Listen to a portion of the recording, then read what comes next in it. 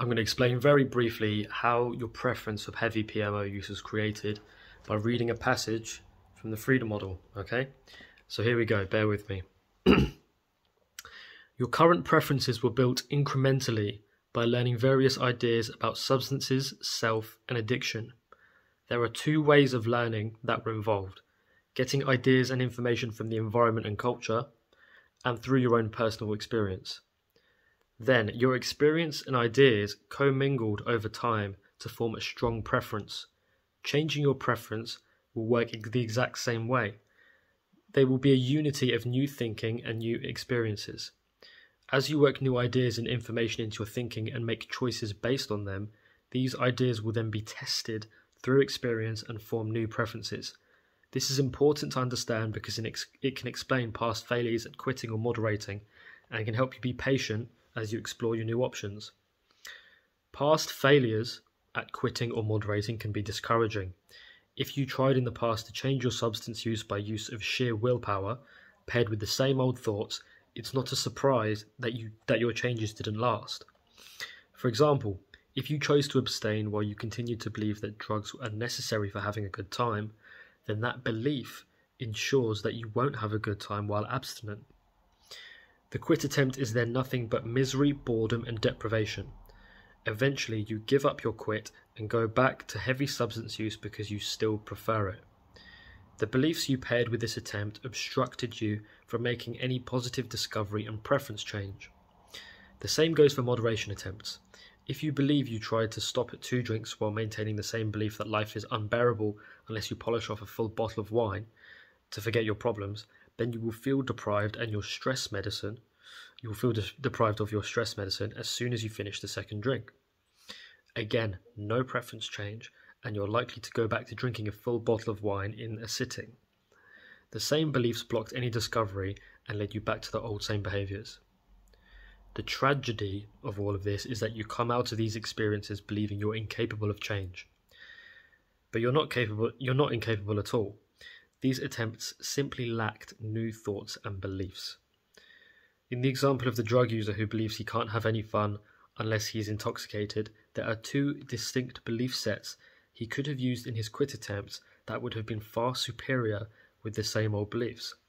First, he could have questioned the pleasurable effects of drugs, thought back to when he had fun without drugs, and rethought the potential fun he could have in a sober state of mind, convincing himself that he could have equal or more fun without substances. Then going out for a night of fun without drug use, he can then test this to prove this belief to himself even further with experience. This gives him the best chance of forging a new preference. If he couldn't convince himself beforehand, he could at least be open to the possibility and then test it. He could simply remind himself that plenty of people have fun without drugs, and maybe he can too if he tries. He then opens himself up to discovery. He goes out to have fun without drugs, and he may prove to himself and begin to develop a new preference. But if he tests the experience and holds on to the same old belief that he can't have fun without drugs, then he is sure to prove to himself that life without drugs is misery. Right. I hope you paid attention to that and were following along. By the way, that's page 227 of the Freedom Model. Basically, what he's saying, right, is if you have the same old mindset about what you think porn is, right? If you think porn is addictive, if you think you need porn, if you are in a shit mood, right? I had this before, right? I remember it was a distinct event. Woke up feeling like shit. Just one of those days, but slept in, had a bad dream, whatever. And I thought, well, porn would be good to temporarily relieve this. And then I deliberated in my mind. I realised I was free. I deliberated and I was like, okay, well, you know what, maybe porn right now wouldn't actually relieve my bad mood. Maybe it would make my bad mood worse. Maybe I'd be happier. I was just open to the possibility that I could truly, genuinely be happier right now if I didn't use porn right now. If I literally just chilled, didn't do it, accepted that I felt like shit, but didn't see, I was going to feel like shit anyway. I was in a shit mood, right? Fair enough. But I didn't see PMO as a solution to that shit mood. I was like, I'm going to be in a shit mood, But PMO isn't the solution. It's just going to make it worse. I'm going to be happier if I actually don't PMO. And I did it. I ran that experiment with the new thoughts in my head. And guess what? It was true. I felt better not PMOing. And then I went to boxing later on in the day. I felt good. And it was just a good day. And I was like, shit, man. I actually had a better time. I was actually way happier. But if I went into that experiment, that test, with the same old thoughts of, fuck, I'm just gonna have to white knuckle this, man. I'm gonna be feeling deprived. I'm gonna want PMO. PMO is a solution here, right? It is a solution. It will make me feel better. But I'm just gonna fucking power through. I'm gonna distract myself. I'm gonna go for a walk. I'm gonna distract myself. I know if PMO is gonna feel good, but look, man, I just have to get through this day. If I went into it with that attitude, that no-fap attitude, I wouldn't have made the discovery that it's actually happier without PMO. Mic drop, right? That's what that fucking page, those couple pages said there.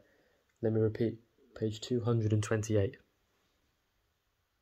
Yeah, if you read the bit before that and the bit after as well, the point being that a lot of people will go into it being like, they're half-hearted, like, maybe I can kind of be happier without porn, but not really. They're kind of like bullshitting themselves. Bruv, you have to be real, like, you're not fucking addicted. You have to be convinced. And it's so funny because if you're not, the belief becomes true. If you're not, it becomes a self-fulfilling prophecy. If you're like, if you're like, I am addicted to PMO, I will feel like shit without it. I will be missing out without it. My life will be worse without it. That will happen. If you go into it like, my life can be better without PMO, like right now I can be happier. I won't feel like shit after. I'll have stronger erections. I'll like just feel happy. I'll feel more just at peace and just with high self-esteem. I've got more time now. PMO doesn't really help my that bad mood anyway. At best it just provides a little bit of a distraction and a little bit of physical pleasure, but I don't need that. Like I can be way happier without it. What is PMO in it? It's just a little bit of a physical pleasure on the cock, coupled with the PMO video, which just makes me feel a bit anxious. I don't need any of that in my life. Like, I don't need that content.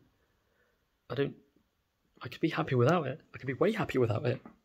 My dick will be harder. Like, I just feel better. You know, I'll still feel like shit right now, but that's me feeling shit isn't because of my lack of PMO. It's because I'm just in a shitty mood because of last night or had a bad night of sleep or whatever. You don't have to connect the bad mood to the PMO. Your life's not going to be perfect without PMO. You're going to have ups and downs. When I had that night, a while ago, I didn't connect the bad mood to, I'd feel better with PMO. I was like, I'm in the bad mood, but PMO isn't going to help me. What is going to help me is not using it and just feeling fucking awesome. And opening my mind and seeing that possibility. Do you see what I'm saying here? I hope I'm really making sense. I really do hope. Please read the Freedom Model. Shit like that makes me fucking... It's so true. That passage back there, that's the truth, my friend. That's the truth. I'll link it in the description. It's free, ebook. Read it, understand it, digest it. Take your time. Get a nice cup of tea, coffee, tea, peppermint tea, green tea, whatever you like. Just chill. Put on your quarter zip and read that motherfucker. Read it on your laptop, read it on your Kindle. Buy the real book if you want. But I'll link the free link in the description regardless. I'm not affiliated with them at all. They don't pay me anything. I wish I was. I just am promoting this because it's goated, for lack of a better term. And believe me, there is no better term. Goated. Give it a read.